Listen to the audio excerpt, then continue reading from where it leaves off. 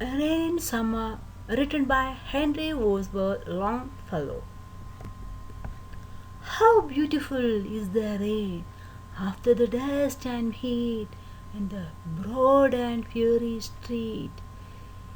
In the narrow lane, how beautiful is the rain, how it clatters along the roofs like the tramp of hoofs, how it gushes and struggles out from the throat of the overflowing spout.